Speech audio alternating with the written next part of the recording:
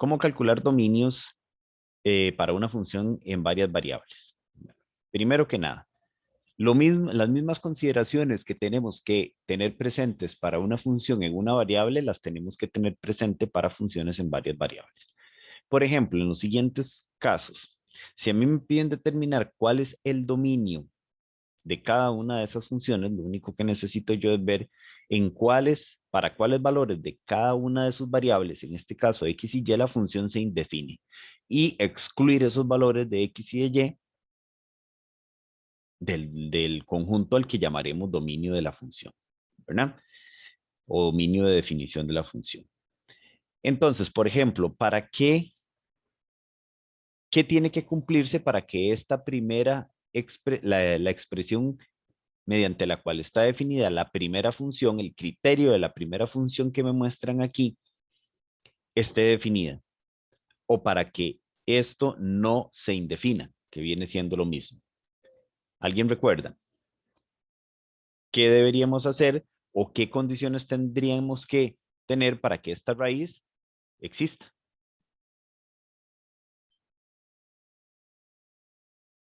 Chicos,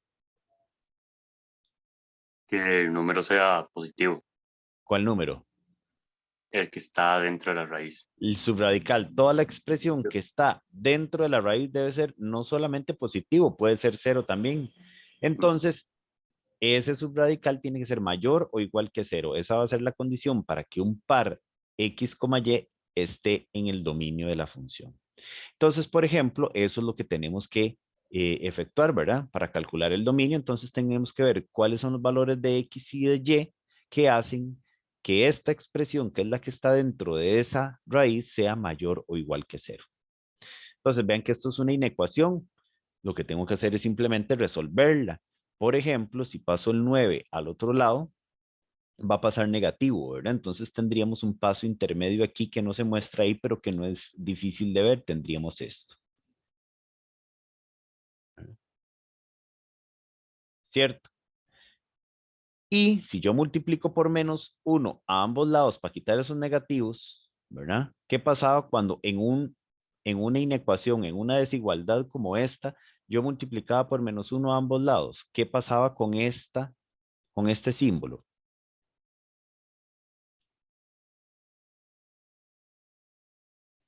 Chicos, Sí, profe, se invierte la tendencia, ¿no? se invierte el sentido de la desigualdad. Entonces, al multiplicar por menos 1, se cancelaban aquí los menos, ¿verdad?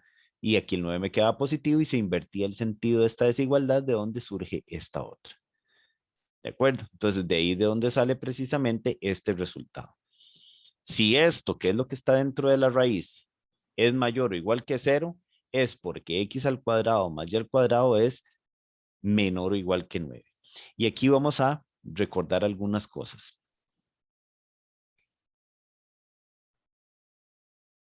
¿Esto qué representaba geométricamente? Voy a escribir aquí esto. ¿Qué representa esta ecuación geométricamente si la dibujamos en el plano?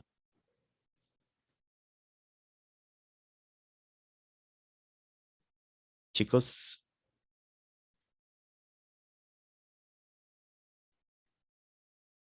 si no lo saben, estamos en graves dificultades y van a tener serios problemas en el transcurso de este curso. Eso es como que son dos variables que van a determinar a R, ¿no? No, o sea, estoy preguntando qué tipo de curva genera esa ecuación. ¿Qué representa geométricamente esta ecuación? Eso es una función cuadrática, una No, concavidad. no. Una función, no estoy hablando de funciones, sino de curvas en el plano.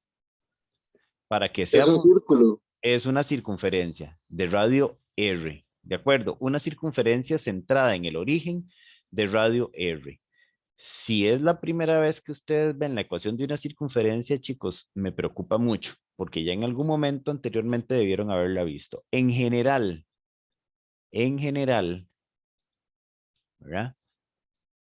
Si yo tengo una ecuación de esta forma, x menos h a la 2 más y menos k a la 2 igual a r a la 2.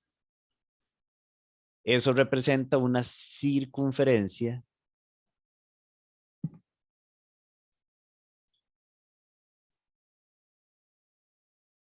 perdón, es que se me está moviendo aquí. Esto es una circunferencia con centro en el punto H, K. ¿Quiénes son H y K? Estos numerillos que están aquí, ¿verdad? Y de radio, perdón, R. Vean que esta que puse aquí primero es un caso particular de esa ecuación, solo que H y K son 0, por eso no aparecen, ¿cierto? ¿Verdad? Entonces, esto representa una circunferencia de radio R cuyo centro es el origen, porque H y K son 0. Entonces, sería más o menos, déjenme ver si la logro dibujar aquí para que me quede más o menos. Sería algo así, ¿verdad? Aquí está el centro de la circunferencia y esta distancia de aquí hasta allá sería ese valor R. ¿De acuerdo? Entonces, por ejemplo, esta ecuación que teníamos por ahí, que yo la puedo escribir de esta forma, ¿verdad? Porque 9 es 3 a la 2. Esto me representa una circunferencia cuyo centro es el origen, el puntillo este, el 0,0, y de radio. ¿Cuál es el radio de esa circunferencia entonces? ¿Cuál es el valor de R que aparece aquí? 3. 3, correcto, ¿verdad? Entonces esto me genera una circunferencia de radio 3. ¿De acuerdo? Y para volver en lo que estábamos, ¿verdad? Ven que es algo parecido a lo que tengo aquí. Lo que estaba mostrándoles en ese momento era que hubiera pasado o que representaba geométricamente esta ecuación. Que ya vimos que eso representa una circunferencia de radio 3. Pero vea que es muy parecido a lo que está aquí. Pero el hecho de que sea muy parecido no quiere decir que sea lo mismo. La diferencia entre estas dos cosas es esto.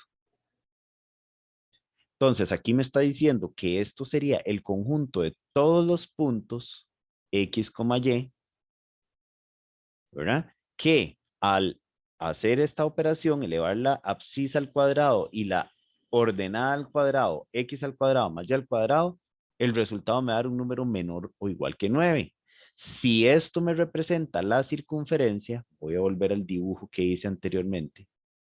Si eso me representa esta circunferencia que está aquí pintada en azul, si yo pongo en lugar de eso, ¿verdad? Esto, serían todos los puntos que están dentro de la circunferencia, o sea, el círculo completo. Entonces, si lo quisiéramos pintar, sería todo esto que está acá adentro, incluyendo al borde, incluyendo a la circunferencia. ¿Me explico, chicos? Porque aquí me están diciendo que serían todos los puntos X, Y que cumplen con esto. ¿Estamos de acuerdo? Sí, bro. Entendido. ¿Qué hubiera pasado? No es el caso para este ejemplo, pero digamos, si me hubieran dicho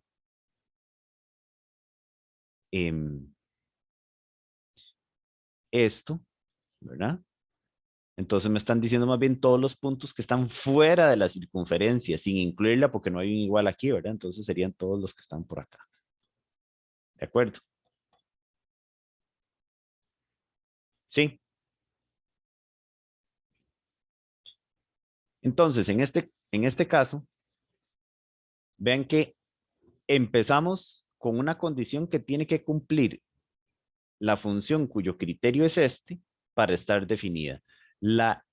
El criterio o la condición que tienen que cumplir todos los puntos X, Y para poder estar en el dominio de esta función es que cumplan con esto, que 9 menos x a la 2 menos y a la 2 sea mayor o igual que 0. Es decir, por los despejes que hicimos ahora, que x a la 2 más y a la 2, más y a la 2 sea menor que 9. ¿Y eso qué quiere decir? Que entonces esos puntos o esos valores para x y para y que cumplen con esto serían todos los puntillos cuya primera componente es x y su segunda componente es y en R2, tal que se satisfaga esta desigualdad. O sea, todos los puntos que si los dibujamos en el plano cartesiano estarían dentro de la circunferencia cuyo radio es 3 y que está centrada en el origen. Ese sería el lugar geométrico que representa el dominio de esa función. Y que lo podemos ver aquí, ¿verdad? Sería entonces este dibujillo que hicieron ahí. Una circunferencia de radio 3 centrada en el origen. Todos los puntos que están adentro, incluyendo el borde, incluyendo la circunferencia, son precisamente los que forman parte del dominio. O, dicho de otra manera, todos los puntos que están aquí afuera de ese círculo no forman parte del dominio, porque cualquier punto que esté fuera de ese círculo indefine esta expresión. Por ejemplo, supongamos que tenemos el punto 4,0. Ese punto no está dentro de del círculo ese, ¿verdad? Ese punto no está ahí. Aquí x vale 4 y y vale 0. ¿Qué pasa si yo sustituyo aquí a x por 4 y a y por 0? Entonces tendría que la imagen de ese punto, de ese par ordenado, sería 9 menos 4 a la 2 menos 0 a la 2. Que eso sería 9 menos 16. Y eso me daría raíz de menos 7, perdón. Y por el momento, para nosotros, esto no tiene sentido. De momento. ¿Verdad? ¿Cierto? Esto no es un número real. Entonces quiere decir que yo no puedo sustituir a x por 4 y a y por 0 en esta función. O lo que es lo mismo, este par ordenado no tiene imagen a través de esa función. ¿Y cuál es la razón? Y la acabamos de ver, ¿verdad? Si aquí tengo la circunferencia esa y ese punto, aquí está 3, y ese punto, el 4,0 está aquí, está fuera de ese círculo. Y vimos que los que están en el dominio son únicamente los que están dentro del círculo. Caso contrario, si por ejemplo tomo el punto 1,1. Ese punto sí está dentro de la circunferencia, sí está en el círculo ese, ¿verdad? Si volvemos a dibujar aquí un momentito. 1, 2 y 3. El 1,1 está por aquí, está dentro, ¿cierto? Y vean que si yo calculo la imagen de 1,1 a través de esta función, lo puedo hacer sin ningún problema. Sería 9 menos 1 a la 2 menos 1 a la 2. Que sería al final 9 menos 2, que es 7. ¿De acuerdo? Entonces, al final, calcular dominios de una función de varias variables representa el mismo trabajo que representaba calcular el dominio de una función de una variable, solo que ahora, con lo que más o menos conocemos, sabemos cuál es la interpretación gráfica que le podemos dar a ese conjunto que estamos hallando, que es el dominio de cada función. ¿Queda claro entonces de dónde sale o cómo calcular el dominio de esta función? Como lo vimos anteriormente, que aquí dimos la respuesta, que sería el conjunto de todos los pares ordenados en R2 que satisfacen esa desigualdad. ¿Sí o no? Entendido, profe. Perfecto, entonces ahora veamos el segundo ejemplo. ¿Qué tendría que hacer para calcular el dominio de esta otra función, de la función que tiene este criterio? Es una fracción. ¿Qué tengo que hacer? ¿Qué tiene que cumplirse para que esta expresión de aquí esté definida? Ser distinto a 0. ¿Quién? El denominador. Correcto. Entonces aquí más bien tengo que garantizarme que el denominador no sea 0, ¿verdad? Entonces voy a hacer lo mismo que hacía en ese caso. El denominador, que en este caso es esto, no puede ser 0. Por lo tanto, el dominio de definición de esta función serían todos los puntos, todos los pares ordenados, x, y, tales que y no sea igual a x al cuadrado. ¿De dónde sale esto? Y simplemente hacer un pequeño despeje aquí, ¿verdad? Porque si y es igual a menos x al cuadrado, entonces ese menos x al cuadrado lo puedo pasar al otro lado. Y pasa positivo, ¿cierto? Entonces de ahí es de donde sale precisamente esta condición. Entonces el dominio de la función sería todo el conjunto de puntos que satisfacen esto. ¿De acuerdo? Ahora, esta ecuación, ¿qué representa gráficamente, chicos?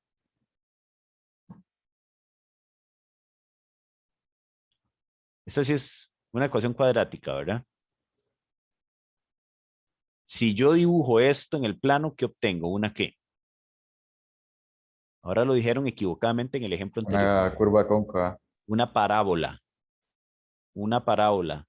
Esto sí es una función cuadrática, ¿verdad? ¿Cierto?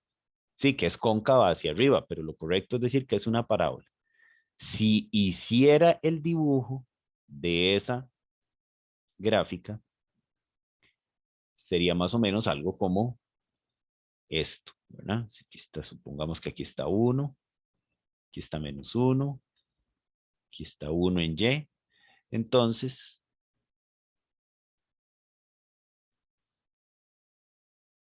tendríamos algo como esto, ¿verdad? ¿De acuerdo? Esta es la curva Y igual a X a la 2. Pero, ¿qué es lo que me está diciendo lo que acabamos de obtener? Que para que un punto, como cualquiera de los que está en el plano cartesiano, esté en el dominio de esa función, más bien Y tiene que ser diferente a X a la 2, o sea, tiene que darse lo contrario a esto, que es lo que viene aquí. Entonces sería todos los puntos del plano, excepto los que están sobre la parábola. ¿De acuerdo? Entonces, ¿cuál sería el dominio de esa función? Si lo quisiéramos pintar, sería todo el plano cartesiano, excepto lo que voy a pintar en rojo. ¿Y qué es lo que está pintado en rojo? La parábola esa. Porque precisamente sobre esa parábola, todos los puntos que están ahí sobre la parábola, los que están pintados de rojo, tienen la particularidad de que Y es igual a X al cuadrado. Y eso es precisamente lo que queremos evitar, porque si Y es igual a X al cuadrado, se hace cero el denominador de la fracción que define el criterio de la función. ¿De acuerdo? Entonces, ese sería el dominio de la función. Y que creo que también está dibujado por aquí. ¿Ven? Entonces, todo lo que está sombreado forma parte del dominio de esa función. Y ven que la parábola parece como punteada, ¿verdad? Para hacer notar precisamente eso. Veamos el otro ejemplo. ¿Qué restricción tiene esta otra expresión que está aquí? X logaritmo natural de Y menos 1. Para que esa expresión esté definida, ¿qué tiene que pasar? Que Y sea mayor a 1. En general, está bien, pero, o sea, para que eso sea, o sea, en general, ¿verdad? Que Y menos 1, o sea, el argumento del logaritmo, lo que está dentro del logaritmo sea mayor que 0. Muy bien. De ahí llego yo a que Y tiene que ser mayor o igual a 1, como me lo está diciendo el compañero. Entonces, ¿qué quiere decir? Bueno, y esto simplemente, otra vez, si yo tengo esto, geométricamente, ¿qué representa esa ecuación?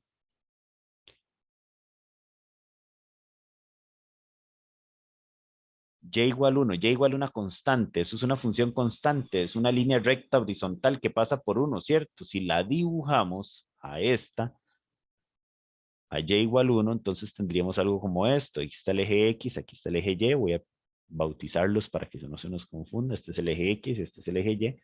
Por aquí está 1 Y entonces lo que me está diciendo eso es que ahí por 1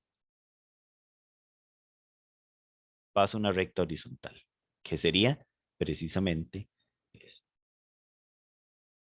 ¿verdad?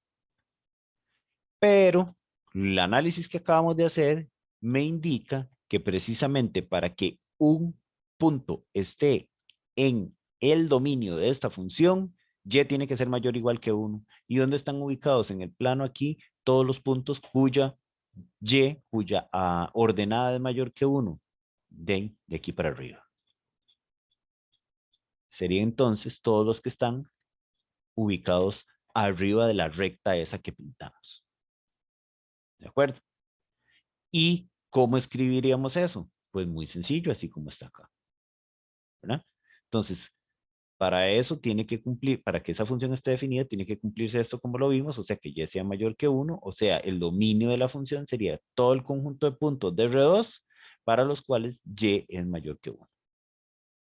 Y ahí estarían entonces todos los puntos que están arriba de esa recta como lo vimos, sin incluir a la recta, porque vean que es una relación de estrictamente mayor que 1. Y también está pintado aquí, ¿verdad? Sombreadas los puntos que están sobre la recta y igual 1. Y por último, ¿cómo calcularíamos el dominio de esta otra función? De ahí muy parecido a la primera, con la diferencia en que ahora, como es una raíz, lo que está dentro de esa raíz tiene que ser estrictamente mayor que 0. Aquí podía ser 0, pero aquí no por estar en un denominador. Entonces hacemos exactamente el mismo trabajo, ¿verdad? Hacemos exactamente el mismo trabajo. Lo que está dentro de la raíz tiene que ser, en este caso, estrictamente mayor que 0. De donde si este y lo pasamos al otro lado, pasaría positivo y tendríamos esto. Para quitarnos esos cuadrados de encima, sacamos raíz, ¿verdad? Pero recuerden que al sacar una raíz tenemos que poner valor absoluto porque lo que está dentro de las raíces siempre es un número positivo. Entonces, en valor absoluto tendríamos esto. Entonces, o lo que es lo mismo, ¿verdad? Es que 2 valor absoluto de x sea mayor que valor absoluto de y significa lo mismo que y sea menor que 2 por el valor absoluto de x. Entonces, por la definición de, más bien, recordemos propiedades de valor absoluto, ya que estamos en todo esto, ¿verdad? Tal vez en cálculo 1 lo vieron en algún momento. Si el valor absoluto de algo es menor que un número en particular, eso es porque ese número X está entre el opuesto de A y A, ¿verdad? Estos son propiedades de valor absoluto que todos deberíamos dominar ya. Entonces, vean qué es más o menos lo que tengo aquí, ¿verdad? Tengo valor absoluto de Y menor o igual que otra cosa. Entonces, ¿qué quiere decir? Que Y va a estar entre esa cosa y su negativo. Está encerrado ahí. ¿De acuerdo? Entonces, tomemos ambas partes para verlo. Entonces, ¿quién sería el dominio de la función? Serían todos los puntillos de R2 que están en ese intervalo ahí. Están entre menos 2x y 2x. O que que Y, que la ordenada de los puntos está entre menos 2x y 2x. Y vean que cada una de estas son rectas, ¿cierto? Esto es una recta, esto es otra recta, ¿cierto? La única diferencia es, por ejemplo, que en esta primera parte, entonces estaríamos hablando de todos los puntillos cuya ordenada es menor que 2 veces la abscisa. Pero en esta otra parte, más bien estamos diciendo lo contrario, que la ordenada es mayor que menos 2 veces la abscisa. Entonces serían todos los puntos que están comprendidos entre estas dos rectas, tal y como lo vemos en el último dibujo que viene por aquí. Aquí están esas dos rectas. Esta que está aquí, esta es la recta y igual 2x y esta otra es la recta y igual menos 2x. ¿Y cuáles son los puntos que están en el medio de las dos? Todos los que aparecen sombreados ahí. Ese sería el dominio de la función. ¿De acuerdo? ¿Dudas con esto, chicos?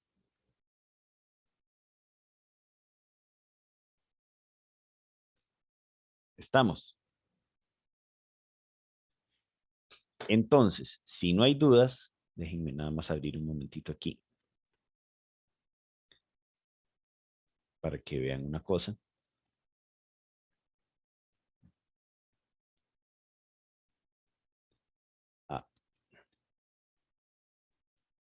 Permítanme un segundo, chicos, voy a parar aquí para que no quede todo. Entonces, si ya sabemos entonces qué es una función en varias variables, cómo calcular el dominio y expresarlo correctamente de una función en varias variables, entonces veamos cosas que aprendimos a hacer para funciones de una variable, pero ahora para funciones de varias variables.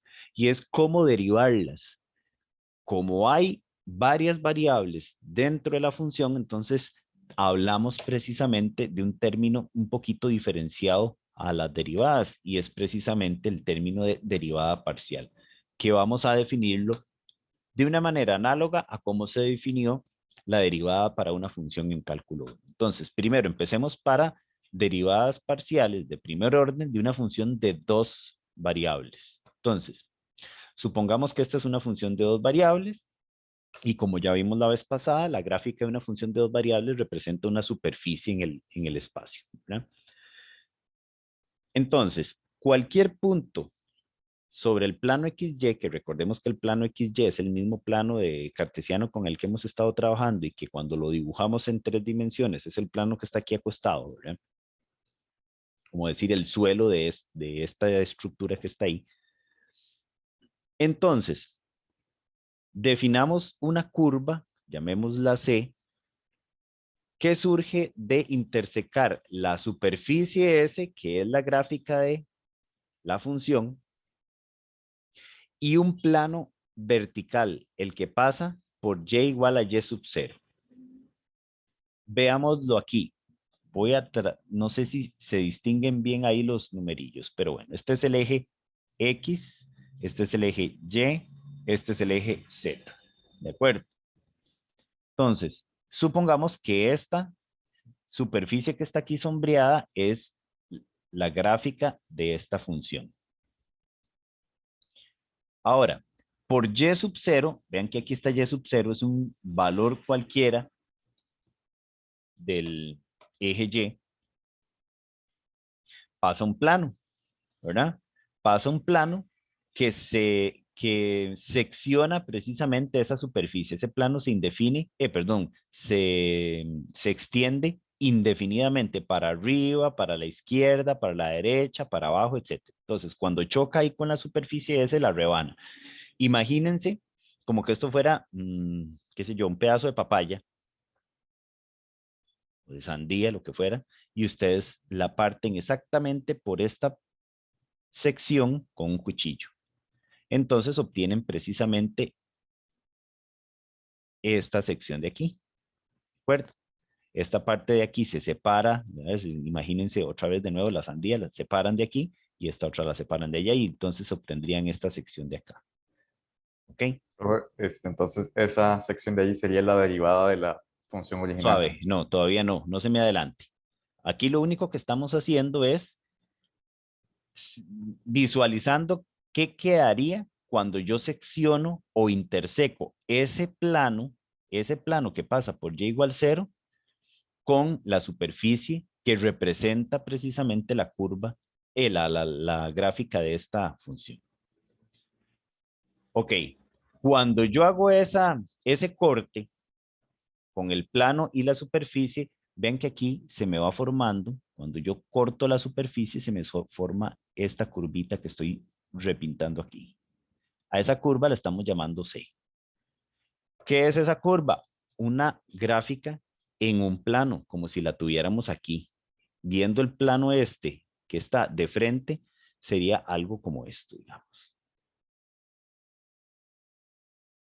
Una curvita ahí, cualquiera.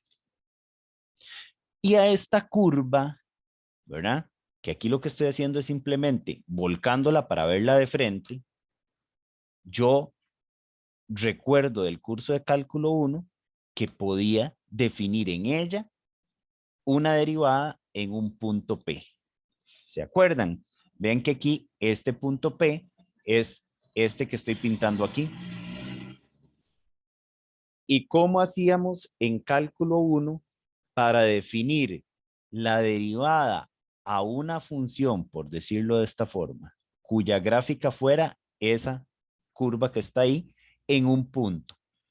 No sé si recuerdan, pero deberían, que lo primero que hacía era yo definir cuál era la pendiente de la recta tangente a esa curva que pasaba por ese punto. ¿Se acuerdan? Y precisamente eso lo hacía para recordar algunas cosas, ¿verdad? Si ese punto tenía como coordenada x sub 0, y sub 0, ¿verdad? Entonces, esa pendiente de esa recta, llamémosla de esta forma, la pendiente la obtenía haciendo que x tendiera a x sub 0. ¿De quién? De f de x menos f de x sub 0 entre x, o lo que es lo mismo, hacer que h tendiera a 0, ¿verdad? Si h fuera todo esto, entonces tendríamos f de x más h menos f de x entre h. ¿Se acuerdan de esa definición de derivada? Que al final lo que me representaba ese límite era precisamente la pendiente de la recta tangente a la curva en ese puntillo. Bueno, vamos a hacer exactamente lo mismo, pero ahora para esta curva que quedó aquí, que fue precisamente lo que surgió de intersecar el plano que pasaba por y sub 0 con la superficie. Siguiendo exactamente esas mismas consideraciones, entonces, si queremos hallar la pendiente de esta recta que pasa por aquí, que sería una recta tangente a esa curvita que se formó ahí en ese punto, entonces lo hago exactamente de la misma manera, solo que ahora este punto no tiene solo 2 coordenadas, sino tiene 3. ¿Por qué razón? Porque estamos en el espacio, no estamos en el plano, ¿verdad? Entonces, aquí abajo está el punto x sub 0, y sub 0, pero hay que ponerle a ese otro punto una tercera coordenada, que sería la de la altura, digamos, ¿verdad? Entonces tendríamos x sub 0, y sub 0, z sub 0. Y ese z sub 0 sería precisamente la imagen de este puntillo que está aquí a través de la función, como viene acá, ¿no? Entonces el punto P tiene estas coordenadas. Entonces, ¿cómo vamos a definir la pendiente de la recta que pasa por ese punto y que es tangente a esa superficie en esa curva en particular? Bueno, la podemos definir con la misma notación que definimos derivada corriente, ¿verdad? De la función en ese punto, en y sub 0, ¿verdad? ¿Qué lo haríamos? Vean que esto es exactamente lo mismo, solo que con una variable más, ¿verdad? Que lo que hacíamos en cálculo 1. El límite cuando h tiende a 0 de la función en h menos la función evaluada en el punto sobre h.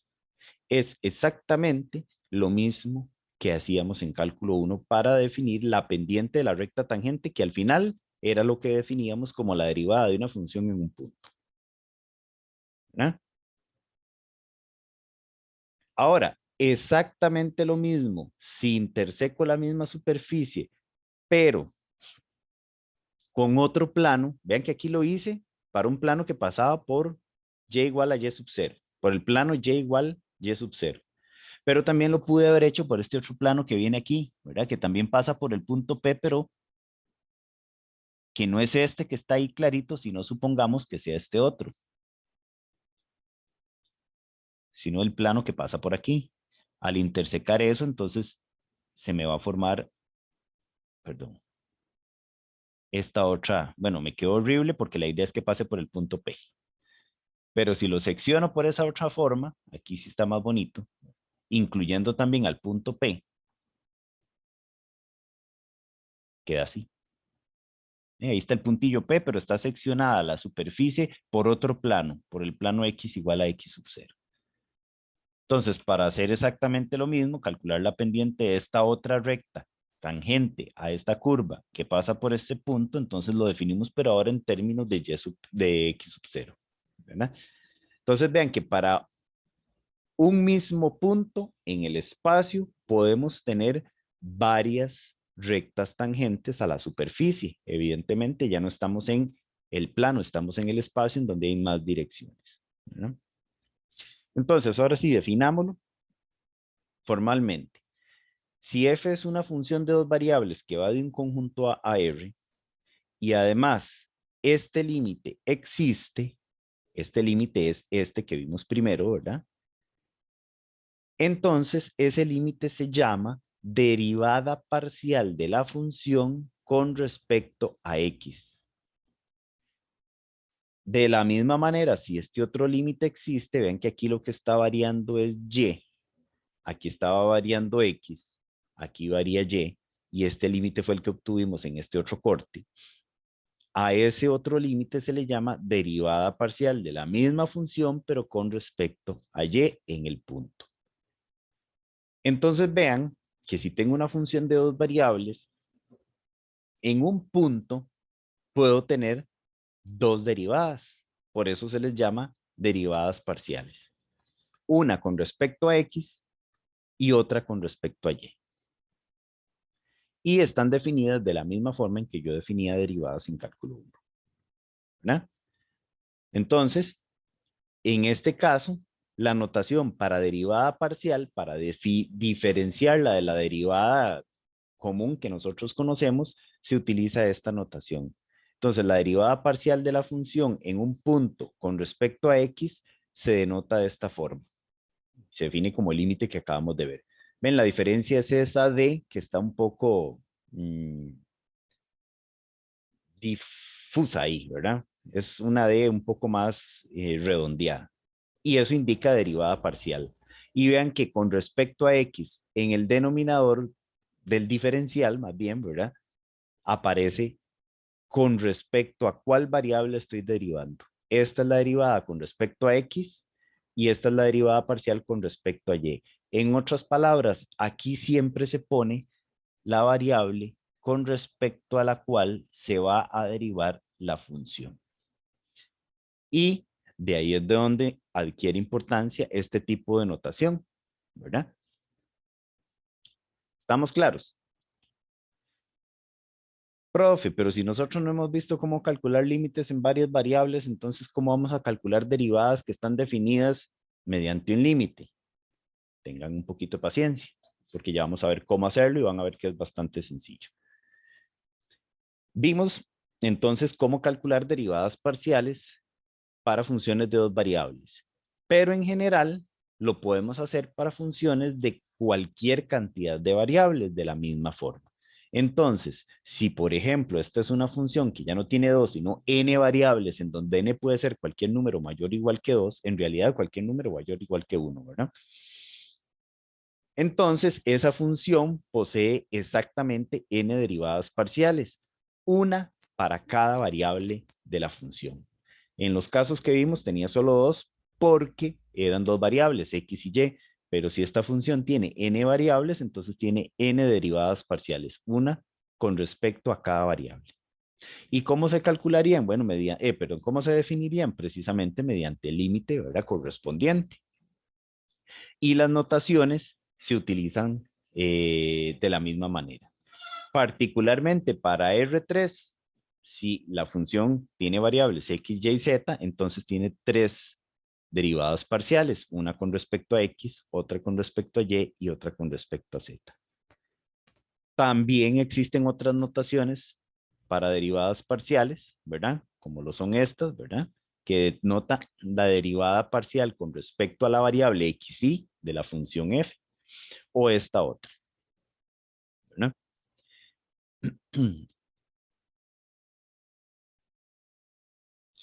Ahora, aquí está la clave de cómo vamos a calcular derivadas parciales. Para calcular una derivada parcial en un punto, ¿verdad? De una función, perdón, lo único que tenemos que hacer es derivar como ya sabemos hacerlo nosotros para el caso de una variable, pero lo haremos únicamente derivando con respecto a la variable que yo quiero considerar. En este caso, esto lo obtendría derivando la función f con respecto a x. ¿Y qué quiere decir que lo derive con respecto a x? Que x va a ser considerada como la variable de la función y todas las demás variables que no sean x se van a considerar constantes. Y ya yo sé cómo calcular la derivada de constantes. Veamos ejemplos.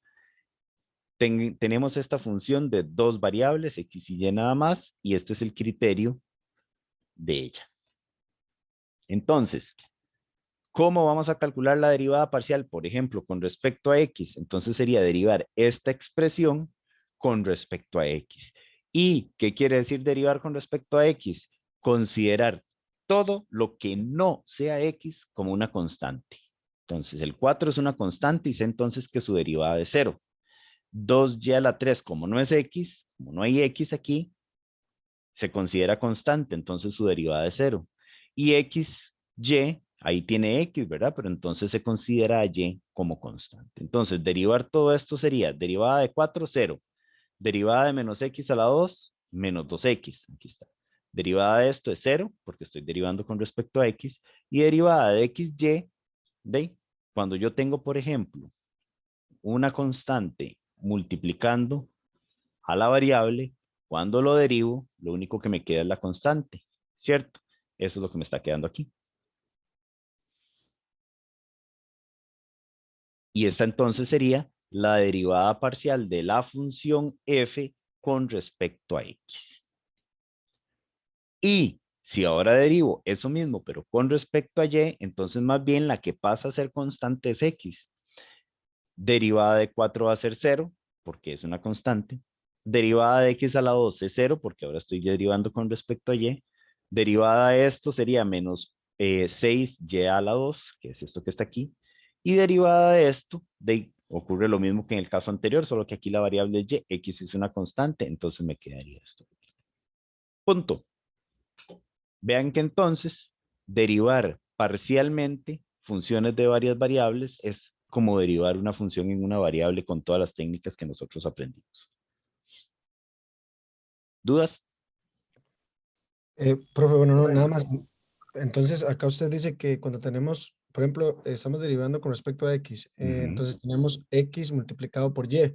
Esta y la vamos a tomar como constante, como si fuera un 5, un número. Exactamente, exactamente. Y ahí Así. quedaría solo, desaparece la x y quedaría solo la y, como se Sí, deriva normal. sí, porque como les dije ahora hace un ratito, si usted está derivando en una variable 5x, como usted me lo está diciendo, la derivada de eso es 5, ¿verdad? ¿Se acuerdan? Exacto. Exacto, entonces lo mismo pasa aquí. Como lo mismo pasó aquí, solo que aquí estaba derivando con respecto a y. ¿De acuerdo? Entonces lo que me queda es la constante que acompaña a la variable y ahí la constante es x. Por eso me quedó x acá. ¿De acuerdo? Sí, señor. Profe, Dígame. en caso entonces de que hubiera una tercera variable, se hace igual, se considera 0. Si la función tuviera tres variables, entonces habría una tercera derivada parcial que se podría calcular, pero funciona exactamente igual. Digamos, Ah, una función de tres variables, x, y, z. Si la derivo con respecto a x, las demás variables, o sea, y y z, se considerarían constantes. Y derivo solo con respecto a x. Y lo mismo pasa cuando derive con respecto a y y cuando derive con respecto a z. Ahorita vamos a ver ejemplos de eso. ¿Estamos de acuerdo? Sí.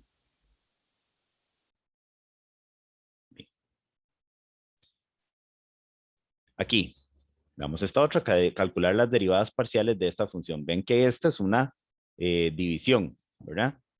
Una fracción. Entonces, cuando yo derivaba una fracción, recuerden que había una estrategia particular, derivada de lo de arriba por lo de abajo sin derivar, menos lo de arriba sin derivar por derivada de lo de abajo entre lo de abajo al cuadrado. ¿Se acuerdan? Entonces, para calcular la derivada de esa función con respecto a x, voy a hacerlo de esa manera porque es una fracción. Es un cociente, una división. Derivada de lo de arriba, pero con respecto a x, estamos derivando con respecto a x. Por lo de abajo sin derivar. Menos lo de arriba sin derivar por derivada con respecto a x de lo de abajo, entre lo de abajo al cuadrado. Y de ahí en adelante es simplemente hacer las cuentas, ¿verdad? Hacer los cálculos. Entonces, derivando esto, otra vez es con respecto a x, entonces, ¿qué me queda? Y por todo esto sin derivar. Menos esto sin derivar por derivada con respecto a x de todo esto. Entonces, derivo esto con respecto a x, me queda 2x. Más y a la 2, la derivada de eso sería 0, porque estoy derivando con respecto a x, entonces y se considera una constante. Y listo, y está el proceso de del cálculo de la derivada parcial con respecto a X, listo. Nada más acomodemos todo eso para que no sea tan feo. Multipliquemos aquí, multipliquemos acá y sumamos términos semejantes y me queda esto que está acá. Y se acabó. Ahí tengo la derivada con respecto a X de esa función. Con respecto a Y, de igual. Derivada de lo de arriba menos lo de abajo sin derivar, pero ahora con respecto a Y, menos lo de arriba sin derivar por derivada de lo de abajo, entre lo de abajo al cuadrado. ¿Verdad? Entonces llegamos a esto.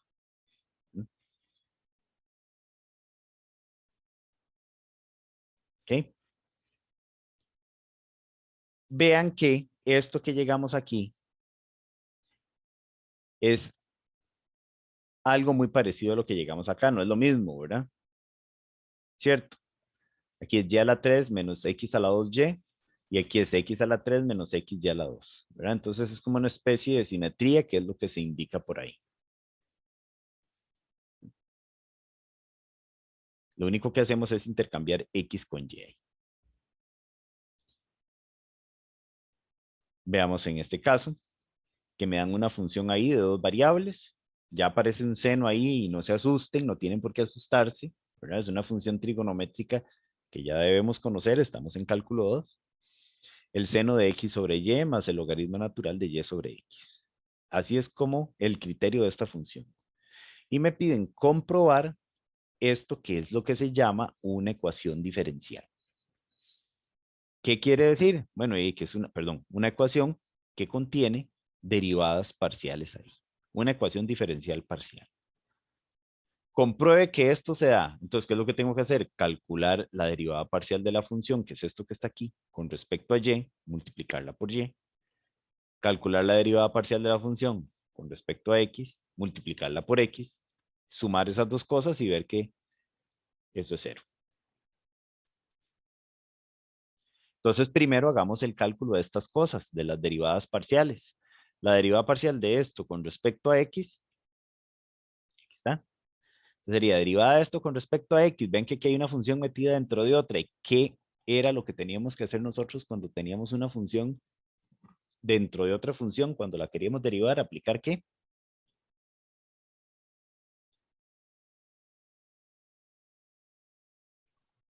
Regla de la cadena. Regla de la cadena. Excelente. Entonces aquí lo vamos a hacer. Primero la de afuera. Derivada del seno, coseno. Coseno de lo mismo que tenemos aquí. Por derivada de lo que está dentro del seno en este caso. Pero derivada con respecto a x, porque estamos trabajando derivadas parciales y en este caso con respecto a x. Entonces, derivada de esto con respecto a x es como si aquí abajo en lugar de la y, otra vez, perdón, hubiera una constante. Es una constante. Un 2, un 5, un 20, lo que sea. Entonces, derivada de eso sería 1 sobre y. Y ya tenemos derivada esta parte, por regla de la cadena. Más, ahora, derivada del logaritmo. ¿Se acuerdan cuál era la derivada del logaritmo natural?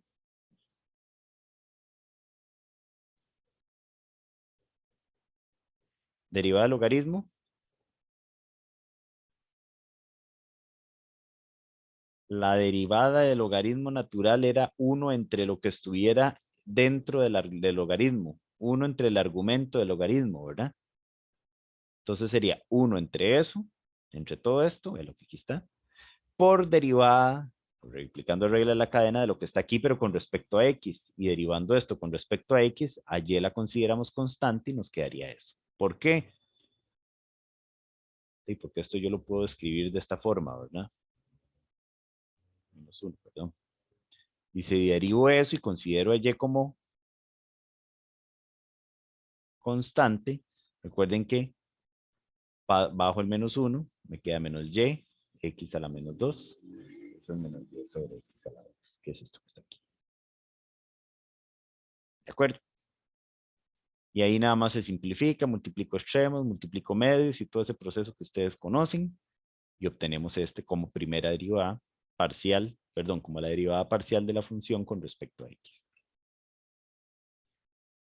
Ahora, análogamente, hagamos lo mismo, pero para la derivada parcial con respecto a y.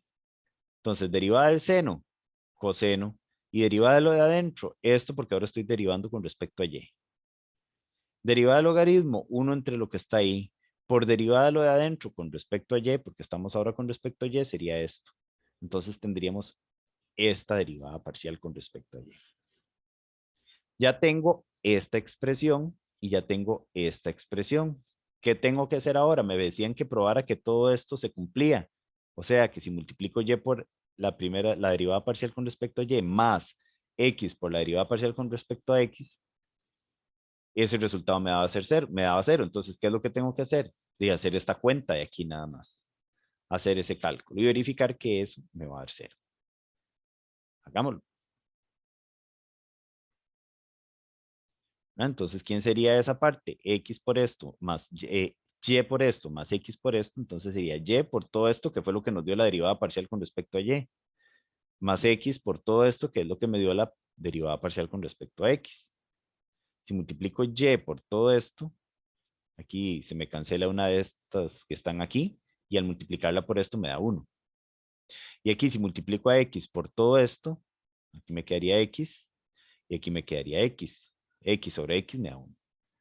Vean que el 1 con el menos 1 se cancelan, y esto me quedó opuesto a esto. Es esto mismo, solo que con signo negativo. Se cancela también, me da 0. Y eso era lo que me pedían verificar. ¿De acuerdo?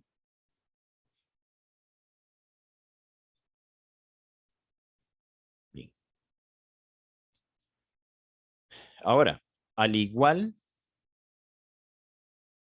que en derivadas de función en una variable, también existen derivadas de orden superior. Yo una derivada en una variable la podía derivar y obtenía la segunda derivada.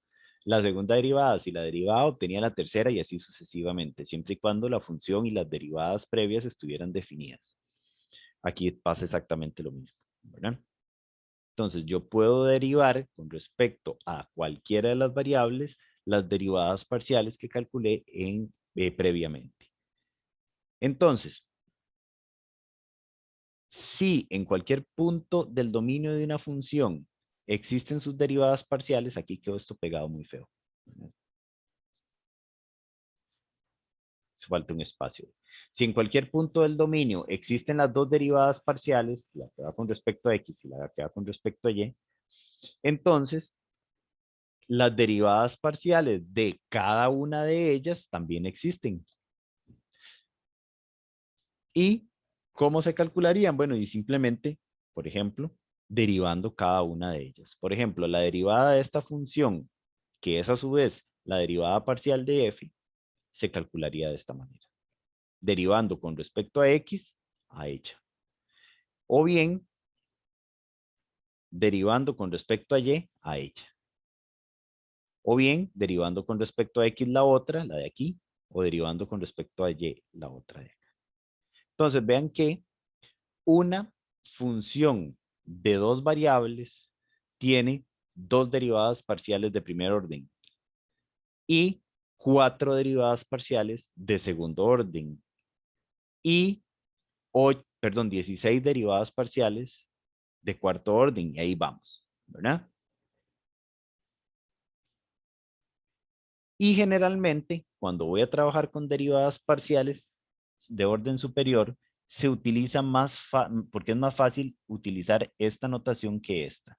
Entonces, en lugar de denotar la segunda derivada de esta forma, que significa exactamente lo mismo que esto, ¿verdad? Estamos derivando la derivada parcial con respecto a x, de nuevo, con respecto a x, de derivada parcial con respecto a x, de la derivada parcial con respecto a x, entonces se denota de esta forma. Entonces, XX significa que derive con respecto a X dos veces. La derivada parcial de segundo orden con respecto a Y, entonces la podemos denotar de esta manera, que es más sencillo. O vean que pueden aparecer derivadas parciales cruzadas. ¿Qué quiere decir? Que la derivada parcial con respecto a Y de la función, yo la derive con respecto a X. Entonces, esa notación significa eso. Y la derivada parcial con respecto a X, yo la derive con respecto a Y, que lo denotamos de esta manera. ¿Ok? Y de acuerdo a lo anterior, entonces podemos seguir aumentando el número de variables que tenga la función y seguimos entonces con el mismo comportamiento, ¿verdad? Entonces, por ejemplo, para 3 variables, tendríamos entonces 3 derivadas parciales de primer orden y para cada una de ellas tendríamos 3 derivadas parciales de segundo orden, perdón. Que ahí estarían todas, ¿verdad?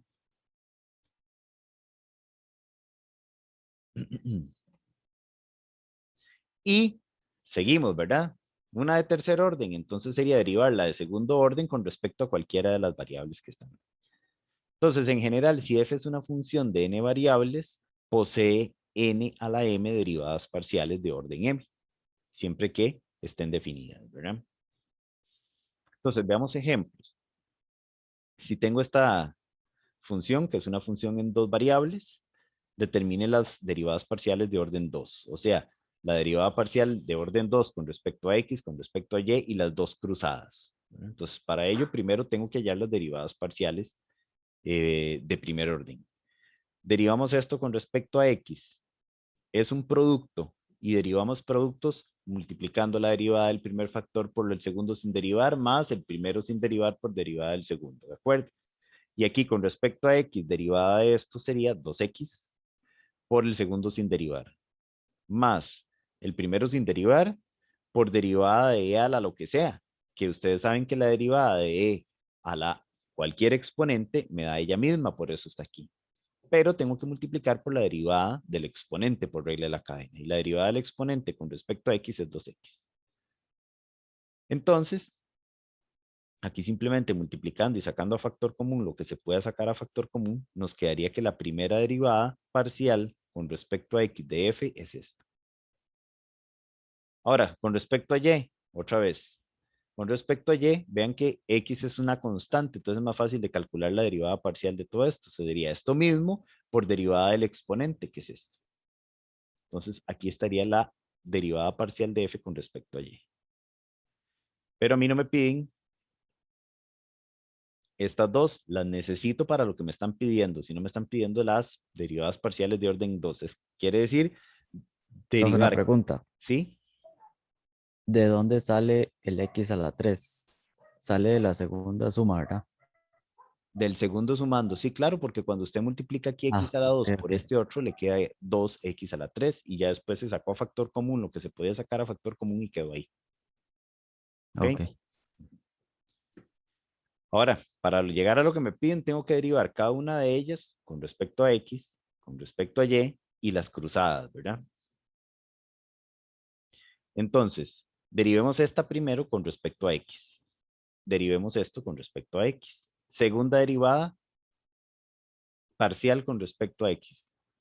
Entonces, haciendo los cálculos, ¿verdad? Aquí sería derivar todo esto nuevamente con respecto a x, considerando y una constante. Y obtendríamos esto de aquí ya simplificado. Ahora, esta misma la voy a derivar ahora, pero con respecto a y, ¿verdad?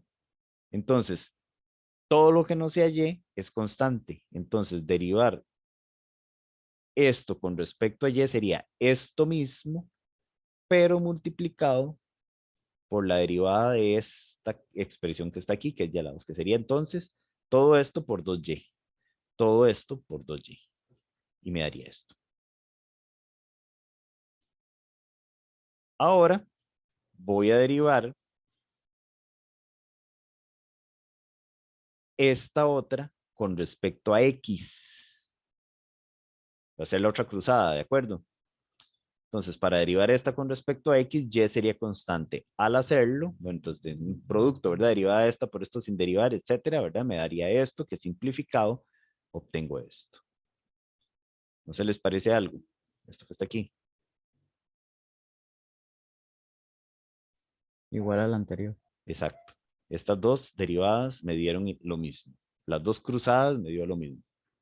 Y por último, esta la voy a derivar con respecto a y. Muy fácil. Al derivarla con respecto a y por regla de la cadena me da esto.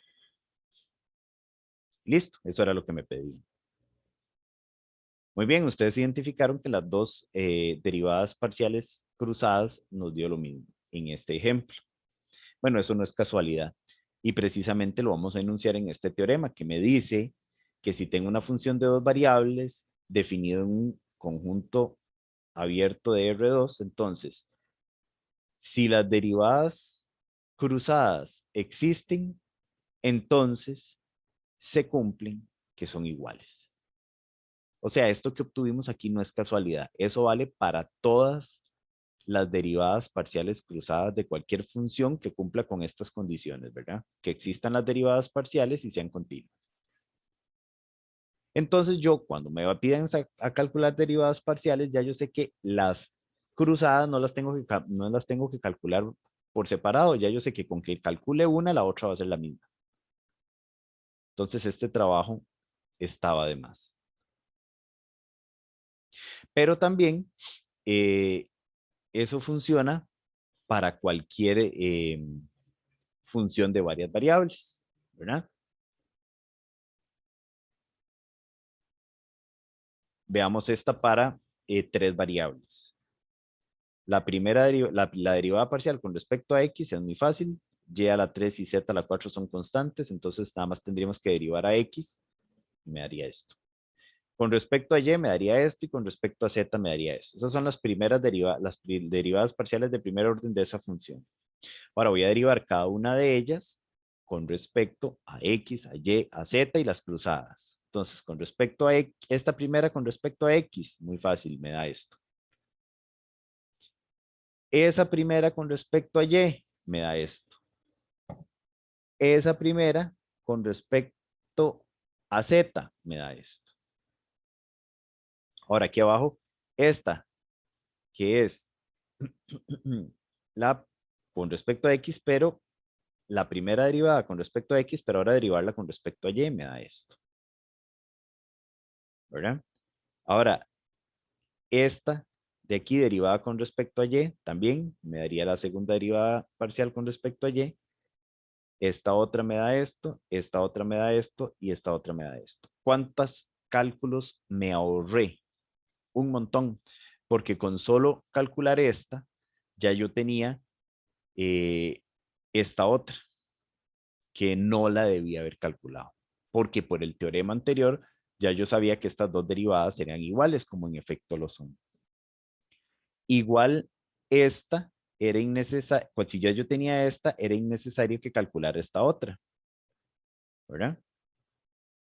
¿Cómo era innecesario que calculara 2 veces esta de aquí? ¿De acuerdo? ¿Alguna duda hasta aquí?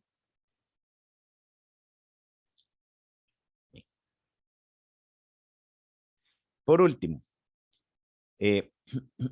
si ya es una función de 2 variables que tiene derivadas parciales de segundo orden, entonces vamos a definir el laplaciano de esa función en honor a Laplace, que fue un brillante matemático.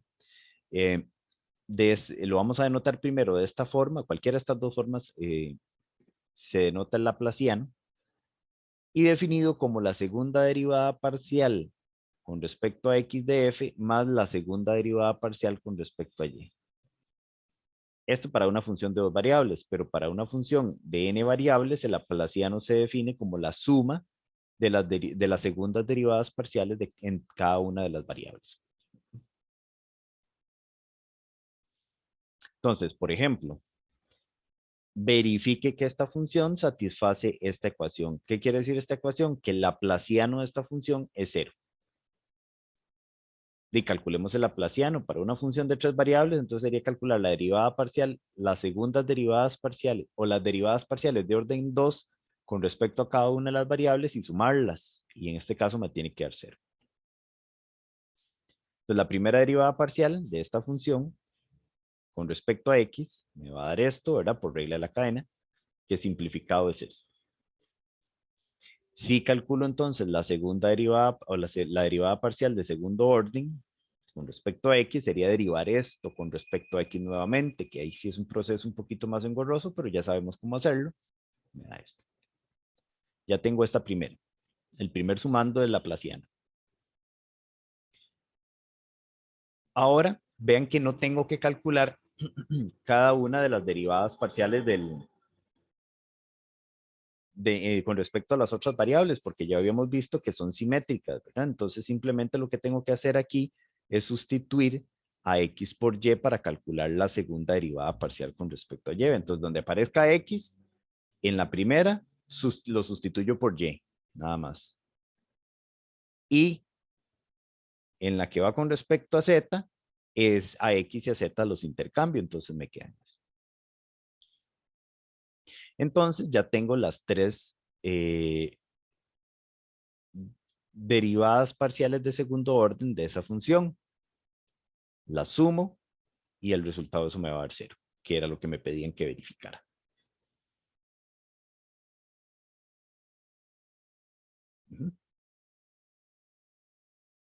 Y por último, chicos, la definición de gradiente, que es una de las herramientas que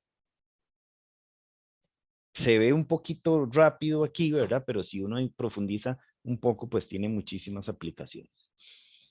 El gradiente de una función de dos variables es un vector definido, denotado de esta forma, o cualquiera de estas dos formas se denota el gradiente, y es un vector cuyas componentes son precisamente las derivadas parciales de primer orden de la función.